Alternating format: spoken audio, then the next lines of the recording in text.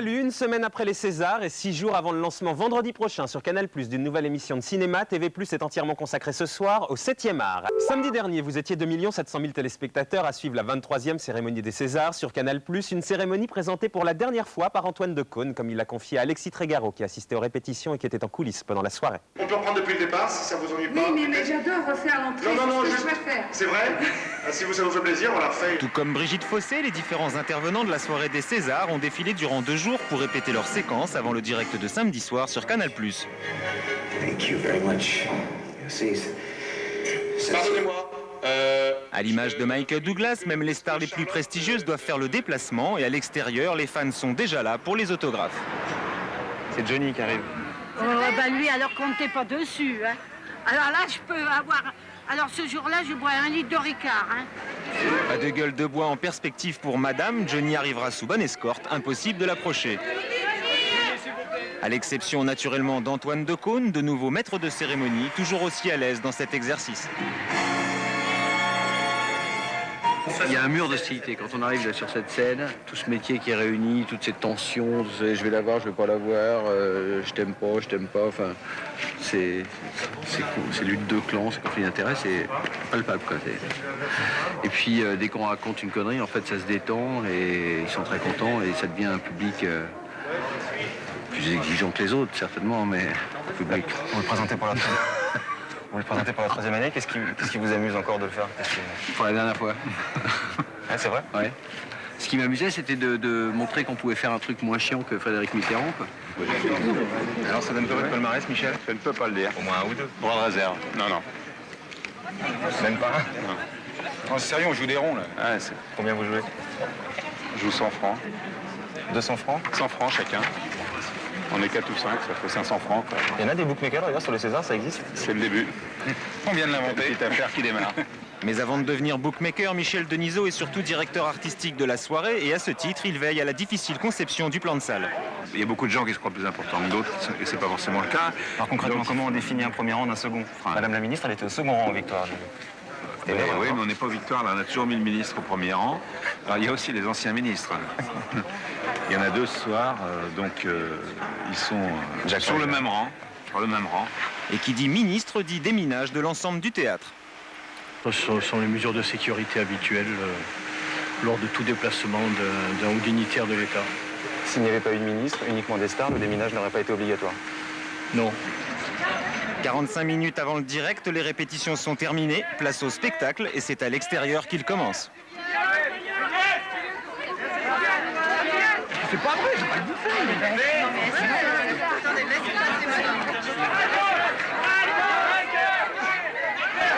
Est-ce que vous nous présentez les Césars? Ça viendra.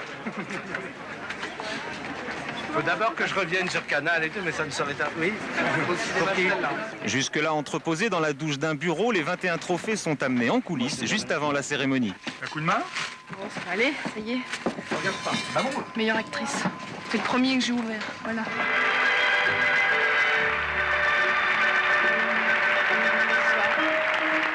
Premier moment fort de la soirée, le César attribué à Emma Decaune. Récompensée dès sa première nomination, la jeune lauréate semble un peu perturbée. Bonjour.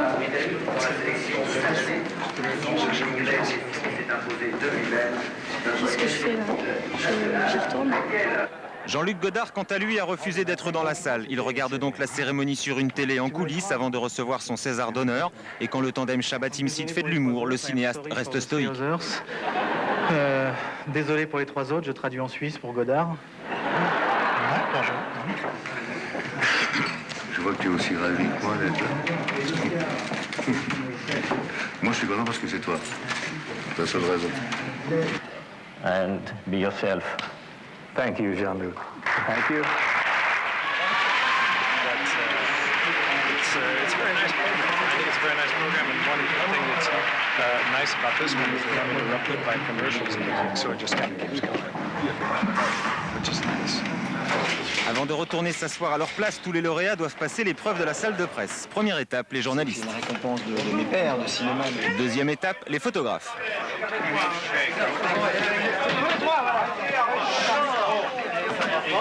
Vous êtes fous comme voilà. Reculez un peu, ouais.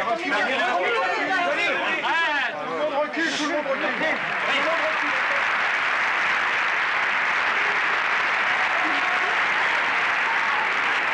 Et je veux juste dire à mon père qu'il a certainement gagné ses ailes d'ange gardien pour l'éternité. Merci beaucoup, monsieur Dac. C'est magique, quoi. Répéter mot pour mot la phrase de l'introducteur et de toi. Je t'aime, tu le sais. Je suis tellement content pour toi. Depuis 3 ans qu'elle retransmet l'événement, Canal+ a réalisé sa meilleure audience des Césars avec près de 3 millions de téléspectateurs. Une sortie par la grande porte pour Antoine Decaune qui présentait la cérémonie pour la 3e et dernière fois. J'ai vraiment été déstabilisé comme ça en télé. C'était horrible. Quand votre fille est montée? Ouais, le plateau avant, parce que... Puis après, j'ai mis 10 minutes à remonter.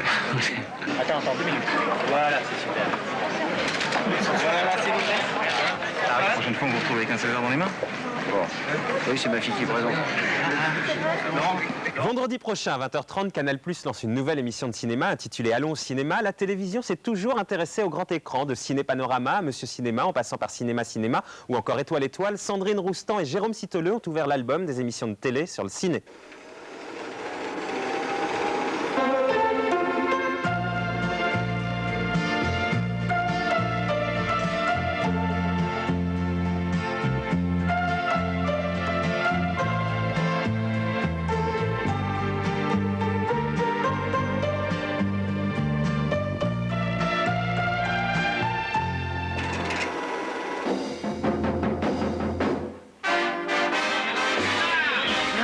magie de Cannes et de son festival encore balbutiant, c'est avec François Chalais que le cinéma trouve sa place sur le petit écran dès 1952. Mais au fait, où étaient donc les autres vedettes françaises? Il n'y a cependant pas en ce moment de festival à Copacabana, à Moscou, à Berlin ou à Mar del Plata, puisque d'habitude, elle ne rate jamais ceux-là. L'acteur est un monsieur qui n'est pas fait pour s'exprimer par lui-même. On lui a appris pendant toute sa vie qu'il devait avoir un texte, qu'il devait écouter un metteur en scène, qu'il ne devait rien faire par lui-même. À ce moment-là, comment voulez-vous qu'il exprime un point de vue personnel? C'est très difficile, c'est presque insoluble. Quelles sont vos impressions de vedette anglaise à Cannes? Je ne me sens pas dans la peau d'une vedette. Si j'étais une vedette, je serais probablement pas là aujourd'hui comme je suis, c'est-à-dire je me serais un petit peu mieux arrangée. Comme je suis fatiguée, que j'ai pas très bonne mine, je me serais peut-être arrangée pour vous demander de faire ça une autre fois, où j'aurais été me relaxer pendant 3 heures avant de venir. Il y avait heureusement Alfred Hitchcock, plus vedette qu'une vedette, plus acteur qu'un acteur et tellement plus metteur en scène qu'un metteur en scène, venu présenter son dernier film, Les Oiseaux. Quelle est votre définition du suspense? Par exemple, il y a dans cet studio une bombe. Le public connaît la bombe est là. Et dans 5 minutes, la bombe explose. C'est suspense. Quand le public connaît, la bombe est là. Reflet de Cannes, ça a été vraiment l'éclatement total parce qu'il y avait la télévision. Il était la télévision au Festival de Cannes. Il n'y avait pas d'autre chaîne, il n'y avait personne. Il n'y en avait qu'une. Donc il avait tout le monde. Il avait les attachés de presse à ses pieds. D'ailleurs, il n'y avait pas tellement d'attachés de presse. Et tout le monde était libre. Claudia Cardinal, c'est ce que l'on peut voir de plus joli en ce moment sur la Croisette, de plus vivant, de plus heureux de vivre. Jugez-en plutôt. La plupart du temps, il me demandait d'interviewer des hommes parce que lui, il aimait bien interviewer les femmes. Vous disiez quoi quand vous étiez découragé? Il m'a dit, attends, tu n'as pas 80 ans, tu as le temps, attends. C'était très facile à dire, je dis, c'est facile à dire, mais je ne vais plus attendre. Combien de temps je vais attendre pour faire quelque chose du bien, pour faire quelque chose, ce que j'ai envie de faire?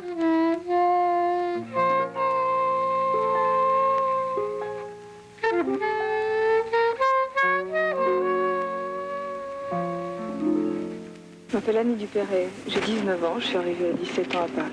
Je suis entrée au conservatoire où je suis en 3e année. Reflet de Cannes, le rendez-vous annuel du mois de mai, existe jusqu'en 1967. Entre-temps, dès 1956, François Chalais crée un rendez-vous mensuel. L'émission est baptisée Ciné Panorama. François Truffaut, en effet, revient des États-Unis et vous allez voir que France Roche a tenu à ne pas le dépayser trop vite. François Truffaut, what do you think of Brigitte Bardot? Brigitte Bardot est une vedette qui a ceci de particulier qu'elle n'a pas été créée vedette par les producteurs, mais au contraire par le public. On était entre amis, entre gens qui avaient l'habitude de se connaître et entre spécialistes. C'est-à-dire que les journalistes qui interviewaient les stars ou les metteurs en scène étaient des gens qui les connaissaient, qui avaient déjà fait des articles sur eux, qui avaient vu leurs films. Maintenant, je comprends qu'ils aient peur. On leur envoie des reporters qui sont sans doute pleins de qualités comme reporters, qui n'ont pas vu les films, qui n'ont pas suivi les carrières des gens, et qui arrivent en disant « Votre film, qu'est-ce que ça raconte ?» Ça tourne? Non. Oui, ça tourne. Ah bon? Il n'y a pas le point rouge. Non, parce que je crois que les gens vous gênaient là-bas, non? Ah non. Non, on les sentait plus maintenant. Non, non. Bon.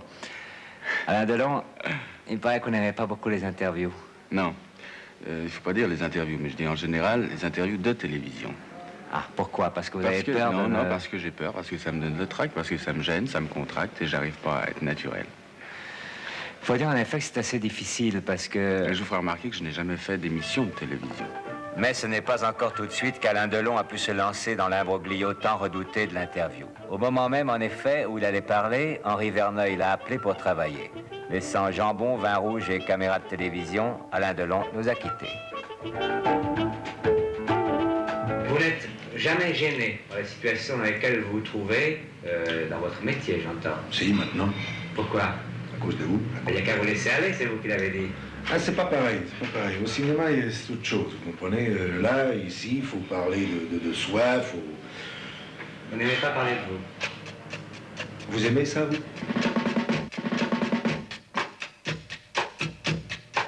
La séquence du spectateur a été créée par Claude Mionnet.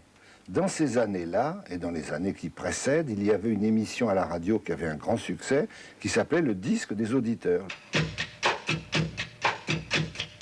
Alors il a dit, mais c'est très simple, pourquoi fait-on pas ça à la télé? Et la séquence du spectateur est venue, elle a été un triomphe.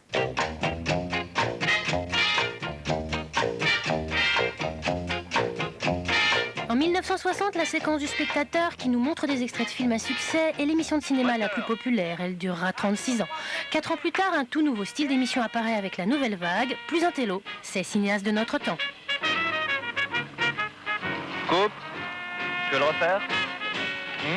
Alors on va manger. Contrairement à la télévision, le cinéma nourrit son homme. Alors on va bien bouffer. On va se taper du poulet pendant que la RTS va se taper un sandwich. Justement, dans le cas de Godard, j'ai l'impression que c'est un... Enfin, si je vais être désagréable, j'ai toujours, quand je vois un film de Godard, l'impression d'un adolescent boutonneux qui est en train de passer sa crise de puberté. Et pour moi, un film de Godard, c'est essentiellement ça. Supposons que je suis Brigitte Bardot, alors, et je vous dis, Jean-Luc, ma choucroute, j'y tiens, j'y touche pas. Je dis, mais écoutez, non, bri-bri, enfin, ayez confiance en moi, ça. Et puis, il faut quand même, c'est trop grand, c'est trop grand. Est-ce que si je marche 15 mètres sur les mains, enfin disons, est-ce que si je marche sur les mains, est-ce que chaque mètre que je marche sur les mains, est-ce que vous acceptez de baisser d'1 centimètre votre coiffure? J'accepte parce que je sais que vous ne savez pas marcher sur les mains. Et alors elle m'a dit oui, puis alors, ben voilà, j'ai fait ça.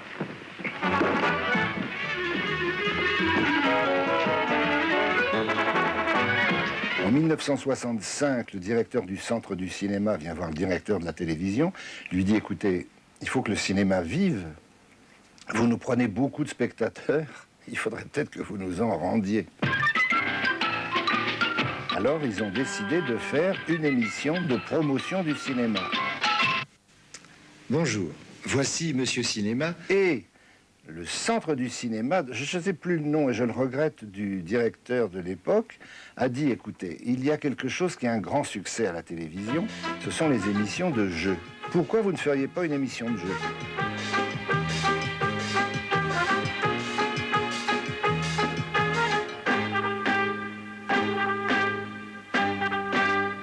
Nous retrouvons aujourd'hui Monsieur Varnier. Dans toutes les formes diverses de Monsieur Cinéma, il y a eu des gens devenus célèbres par la suite. Il y a eu Régis Varnier, réalisateur de films. Très bien, Monsieur Varnier.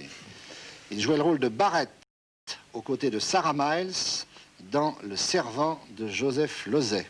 Crétin. En 64. Si c'est ce que vous écrivez, c'est pas la solution. Eh bien, il se trouve que notre invité aujourd'hui est un homme que je suis heureux de voir ici, car je sais qu'il n'aime pas venir à la télévision. C'est Jean Gabin. Je suis timide, alors j'aime pas beaucoup venir à la télévision. Je suis heureux de vous entendre dire ça, parce que vous me l'avez déjà dit un jour, et c'est tellement extraordinaire de penser que vous, qui représentez la solidité et la puissance, vous soyez timide. C'est peut-être justement que vous créez ce personnage au cinéma pour vous... Je sais pas, mais en tout cas, ce qui se passe, c'est qu'à la télévision, c'est mon dialogue, c'est pas le dialogue des autres, alors je me méfie. Quand j'entends dire que j'ai été bien dirigé par un metteur en scène, le rouge de la honte me monte au front parce que je n'ai jamais été dirigé, même quand j'étais soldat de 2e classe. Alors oui. Mauvaise tête, mais bon fait. Oui, bien sûr. Ni Dieu ni maître. Ça exactement.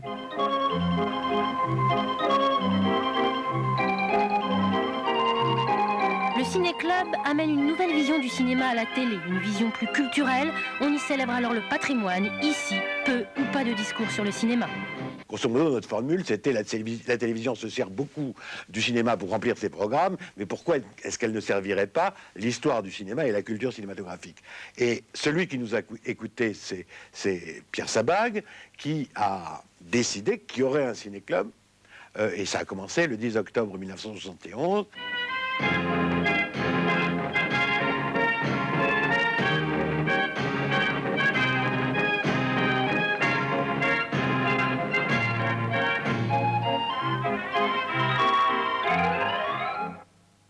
Mankiewicz a produit par exemple Le Fury, qui était le premier film américain de Fritz Lang, ou bien Philadelphia Story de George Cukor.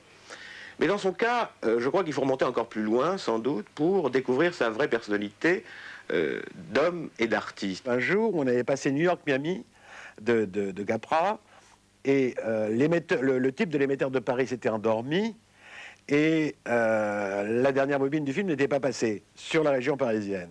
Ce qui avait bloqué le scandale de Cognac G. Ce qui était donc la preuve que des gens suivaient ce ciné-club. Et donc, voilà, ça a duré 25 ans. En 1976, FR3 décide de mettre à l'antenne Le Masque et la Plume, la célèbre émission de France Inter qui analyse et critique les films dès leur sortie. Je vous propose, pour nous mettre en train, comme ça, de commencer par un petit film innocent que je trouve pas très bon. Alors, pour faire de la provocation, je dis ça, mais c'est vrai, je le trouve pas très bon. À nous, les petites Anglaises, par exemple, on pourrait commencer par ça. Moi, ce qui m'inquiète aussi dans ce film, indépendamment de ce filon un peu monotone qu'on voit apparaître dans le cinéma français, c'est que tous les clichés sur l'Angleterre se retrouvent dans ce film. C'est-à-dire, par exemple, les Anglaises sont soit des laidrons voraces, soit des vambes de quartier, soit des allumeuses qui se révèlent finalement prudes. Quant à leur mère, elles se saoulent toute la journée. L'émission fait un scandale, les professionnels du cinéma exigent sa déprogrammation. Elle n'aura duré que 2 mois. Vous n'avez pas l'habitude de connaître mon visage, mais en revanche, vous connaissez ma voix.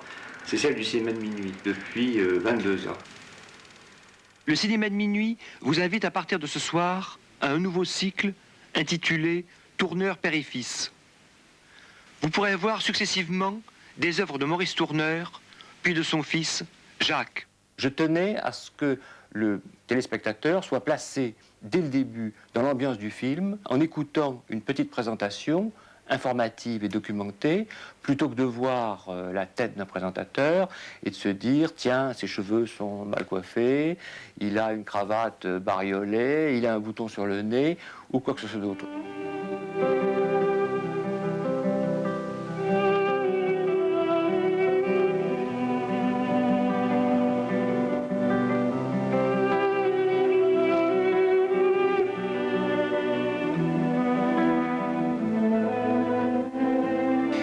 De films français de notre patrimoine, ça c'est le patrimoine, pas de la blague, qui n'existerait plus s'ils n'étaient pas passés dans le cinéma de minuit, c'est-à-dire si France 3 n'avait pas dépensé l'argent qui permet de les sauver.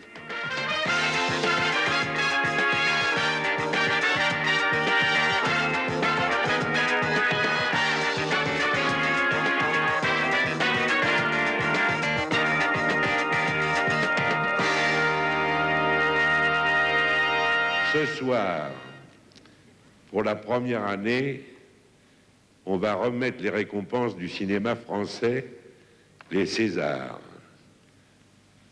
Comme il se doit, Je déclare la cérémonie ouverte. Voilà. C'est aussi en 1976 que la télévision décide de célébrer le cinéma. Elle crée les Césars, comme pour officialiser un mariage inévitable. À l'époque des Rendez-vous du dimanche, on était les seuls. Il y avait cette émission qui était incontournable, il n'y avait pas toutes ces chaînes, évidemment. Il ne faut pas oublier quand même que quand j'ai commencé à faire les Rendez-vous du dimanche, c'était au moment de l'éclatement de l'ORTF. Bon, il y avait 3 chaînes.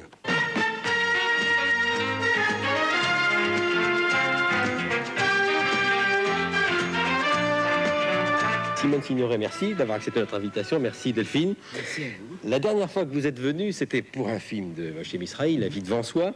Et vous aviez préféré venir 3 jours après la sortie. Elle m'avait dit, je viendrai dans votre émission, Drucker, mais attention, hein, pas des magots, pas racoleurs. J'étais un peu terrorisé. J'ai l'impression d'avoir un rapport avec un professeur de lettres d'université. Quand on vient à votre émission, qu'on vit dans l'angoisse de la sortie du film, et il faut qu'on vienne vous dire, et vous dire à vous qui nous regardez, vous savez, c'est formidable, c'est un film extraordinaire.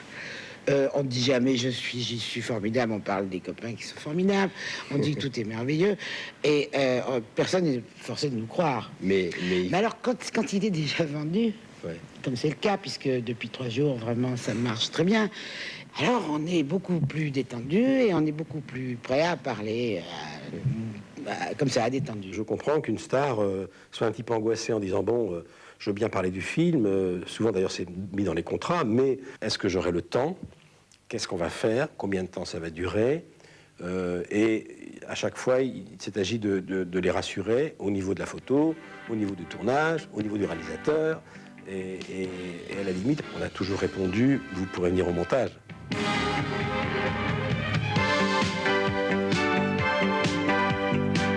Dans les années 80, le grand écran se plie aux exigences du petit. L'échange est simple, le cinéma accepte la télévision paillette, tandis que la télé sert les intérêts du cinéma.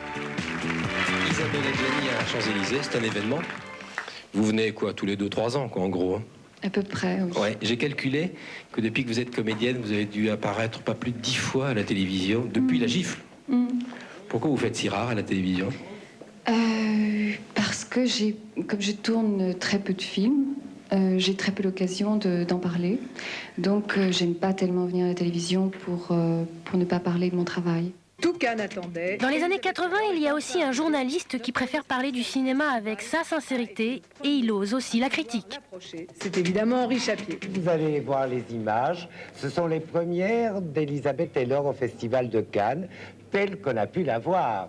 Nous sommes évidemment fiers parce qu'il y a à peu près une 30aine d'années que nous l'attendons à Cannes. Je considère qu'à la 3, j'ai fait un spot sur un film, un éclairage. C'est-à-dire, je donnais le thème, j'avais un jugement, bien sûr. Eh bien, la Palme d'Or, à l'unanimité, à Maurice Pialat pour Sous le soleil de Satan.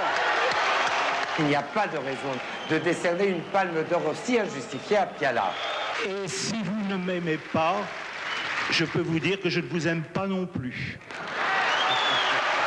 Alors il est temps quand même de dire la vérité, car le cinéma c'est fait pour les gens, c'est pas fait pour des fêtards, c'est pas fait pour une poignée de commerçants, ça n'est pas fait pour quelques acteurs très bien payés, c'est fait pour vous qui êtes là à m'écouter. Donc je vous dois la vérité, ce n'est pas une palme justifiée.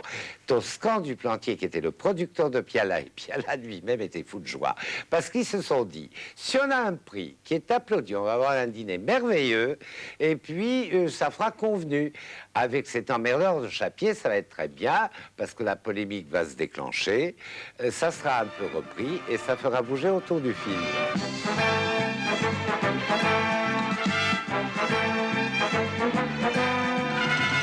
Mardi Cinéma, la petite sœur de Monsieur Cinéma, s'arrête à la fin des années 80. Sous des formes diverses, cette émission aura duré 22 ans, posé 23 000 questions et reçu plus de 800 acteurs dans une ambiance de plus en plus décontractée.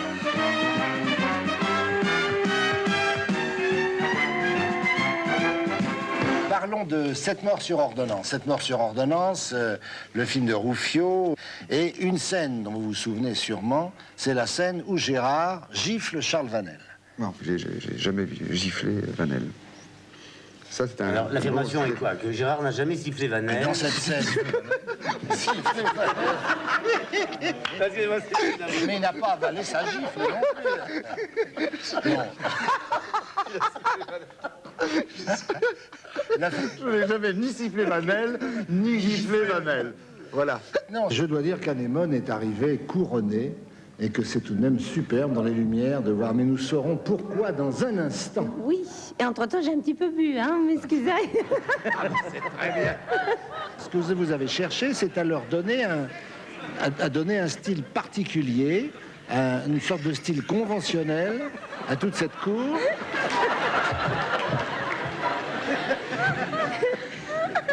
Oui, et alors? Je pense qu'aujourd'hui, le principal obstacle à faire une émission dans laquelle on utilise des extraits de films pour présenter l'actualité, la difficulté, c'est que les chaînes sont productrices. Alors, ils ne pourront pas admettre qu'on fasse une émission où l'on présente le film du voisin. Et si on ne peut pas le faire, on ne peut pas faire l'émission. Ouf! Le cauchemar du mondial se termine. Et la France va bientôt pouvoir se réveiller devant ses petits téléviseurs privatisés, le grand somnifère qu'on lui a administré ayant permis l'amputation de nos libertés. Heureusement, le cinéma, lui, se bat vaillamment contre ces dangereuses torpeurs.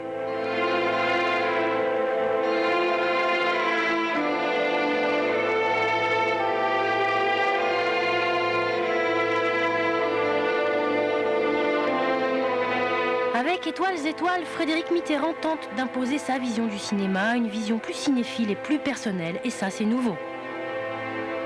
C'était nouveau parce que c'était l'équivalent d'une revue de cinéma, à la fois cinéphile et ouverte. Je crois que c'est ça le génie de Piala, c'est cette espèce de maîtrise qu'il a à filmer des choses complètement impalpables, parce que justement les acteurs savent pas très bien s'ils sont filmés ou s'ils sont pas filmés. Mais pour une Sandrine Bonner et pour une Isabelle Huppert, que d'acteurs se sont perdus en route sur les films de Piala. Je n'étais pas vraiment prisonnier de l'actualité, car je parlais des films qui m'intéressaient, ce qui m'a permis, et ce qui, je pense, faisait la valeur de l'émission, ce qui m'a permis d'avoir un point de vue.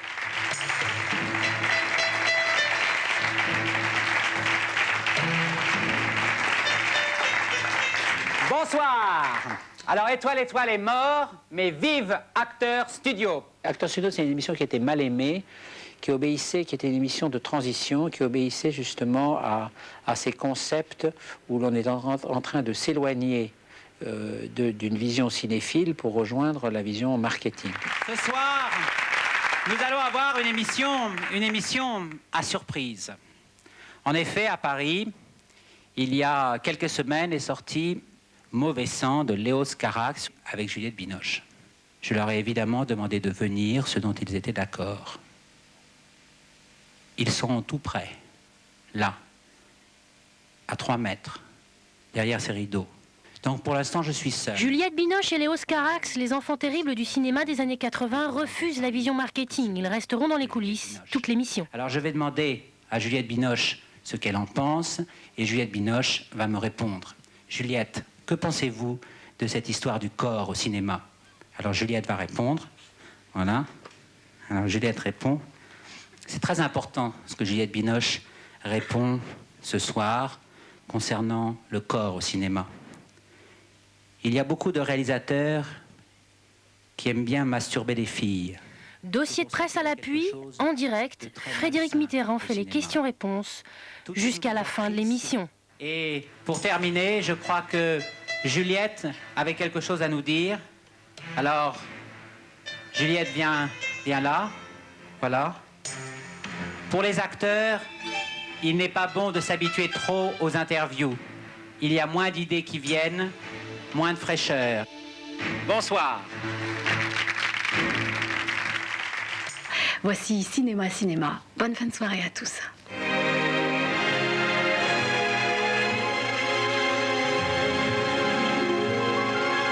What do we do? Climb down. We can't. If they come, we have no choice.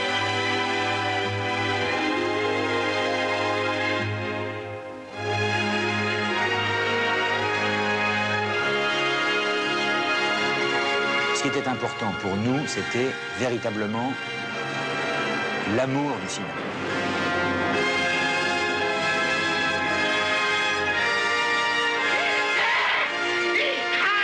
Et surtout, pas jouer le jeu de la promo.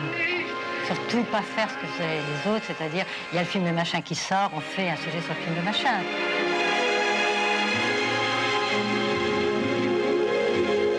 Le principe, c'était pas de présentateur, très peu de commentaires, des sujets qui se télescopaient un peu.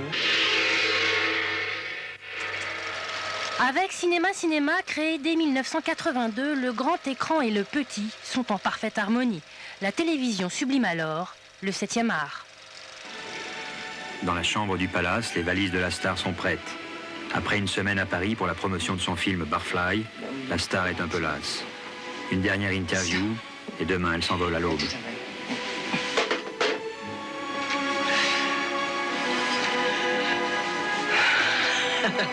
So you're leaving now?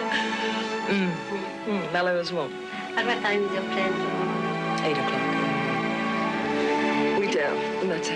Nous, ce qu'on essayait de faire, c'était que l'émission elle-même ne soit pas un cliché, mais que, en tout cas, dans l'image, il y ait ou quelque chose qui intrigue ou quelque chose de cinématographiquement intéressant. Vous allez bouger, pas rester assise. Toi, tu viens de je ne sais où, hein, parce qu'on est tous là piqués à attendre que la scène commence. Et c'est la meilleure façon de jouer comme vous êtes en train de le faire. Hein, toi, ça allait pas mal au début, mais après, c'est boum, boum, boum. Quand les gens sont pas bons, ils entraînent les autres. C'est comme le truc des dominos. On s'est rendu compte qu'un sujet raté, considéré comme raté, pouvait devenir quelque chose de complètement singulier. Moi, il m'est arrivé de me trouver devant Juliette Binoche, par exemple, qui était une très jeune actrice à l'époque. Je commence mon interview, normalement, et pas de réponse. Aucune réponse. Peut-être que si le terme d'ailleurs de comédienne vous plaît pas beaucoup, c'est peut-être un petit peu lié à ça, justement.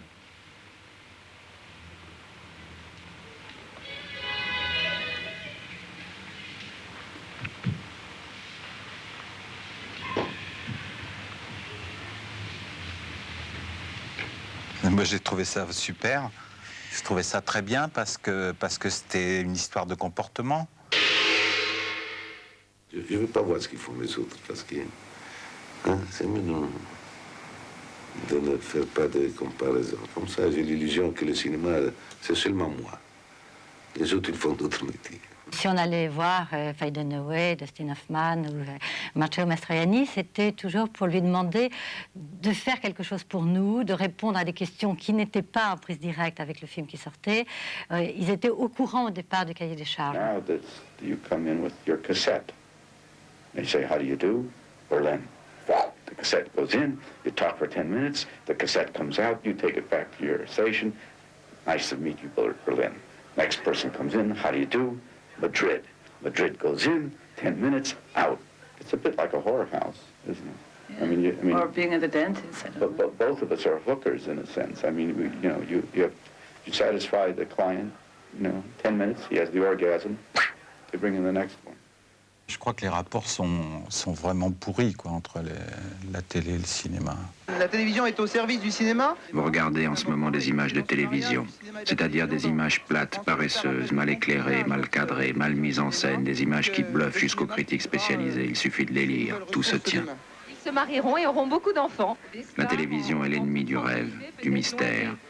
La télévision n'aime pas le secret. La télévision a tué l'ombre, écrivait Serge Danet. Et c'est vrai. L'ombre, c'est-à-dire l'inconscient, et le cinéma.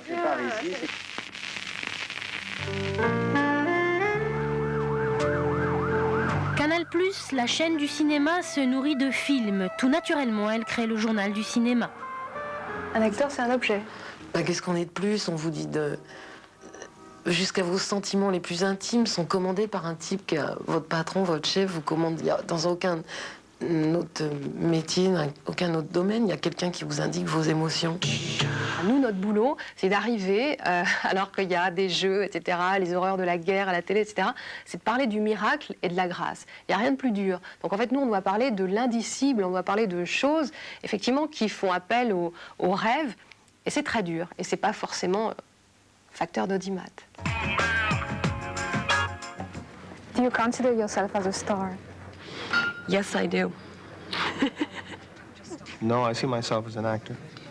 I don't even know what the definition of a star is. I think that that's such a weird concept in itself. Il y a une grande différence entre faire de la promotion et faire de l'information. C'est vrai que quand on fait une démarche de journaliste, d'aller sur un tournage, d'aller interviewer un réalisateur ou un acteur, c'est vrai que par nos questions, on arrive à montrer qu'on ne fait pas de la promotion. Est-ce que vous avez un moment préféré sur les tournages? Le matin, j'aime bien le matin. Ce que je déteste, c'est juste après la pause, là où tout le monde est lourd, feignant. On mange trop dans le cinéma. Comme Spielberg, Polanski et Claudia Cardinal, il a reçu un Lion d'Or à titre honorifique pour l'ensemble de son œuvre. Il s'agit bien sûr de Robert De Niro, qui a la réputation de ne pas aimer les interviews. C'est la raison pour laquelle nous lui avons donné 1 minute de silence. Sur cette image, au revoir.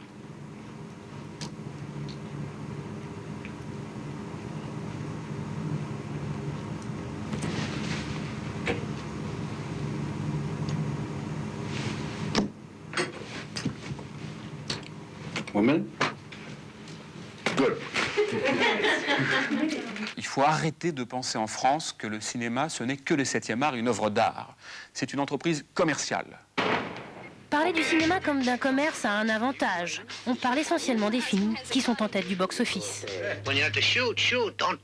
L'unanimité, c'est incontestablement Titanic de James Cameron qui sortira sur vos écrans mercredi prochain, et ce 3 semaines après sa sortie américaine. Du bel ouvrage, que dis-je, du très bel ouvrage, pour un résultat qui a coûté bonbon. Iceberg, droit devant!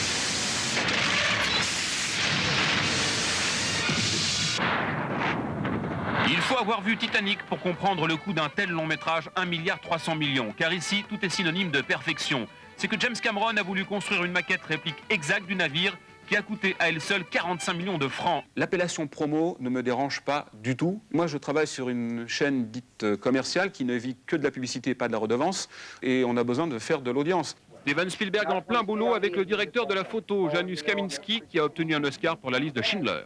Pourquoi on ne tourne pas sans la créature? Oui, la créature sera là, pas dans le cadre, donc pour l'instant on peut s'en passer. On est là dans le cadre promotion cinéma, donc ce sont des images dont on peut disposer gratuitement. Ça a l'air de rien, mais c'est important, parce qu'on arrive à monter des émissions de cinéma d'une demi-heure pour pas grand-chose. Je crois clairement que le cinéma a besoin de la télé, et vice-versa, puisque la télé a besoin de faire des programmes, de remplir ses grilles à 20h30, donc a besoin de films. Donc c'est vrai que moi je dis depuis toujours que le débat là encore entre cinéma et télé, frères ennemis, il est complètement bidon. La lumière revient déjà et le film est terminé. Aujourd'hui, on retrouve des rendez-vous de cinéma réguliers sur M6, Canal+ ou France 3.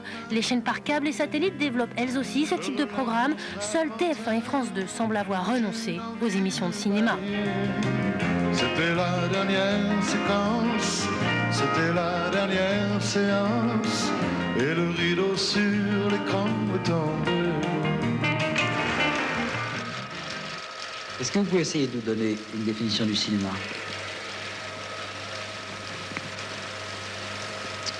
Non. À quoi ça sert? Ah bah alors là c'est la définition de Cocteau de la poésie. C'est indispensable, mais je ne sais pas exactement à quoi. Voilà pour ce document signé Sandrine Roustan et Jérôme Citeleux. TV+ c'est terminé pour aujourd'hui. Je vous donne rendez-vous samedi prochain à 19h à Londres pour vous présenter à l'occasion de la semaine anglaise sur Canal+, une émission spéciale sur la télé britannique à samedi 19h.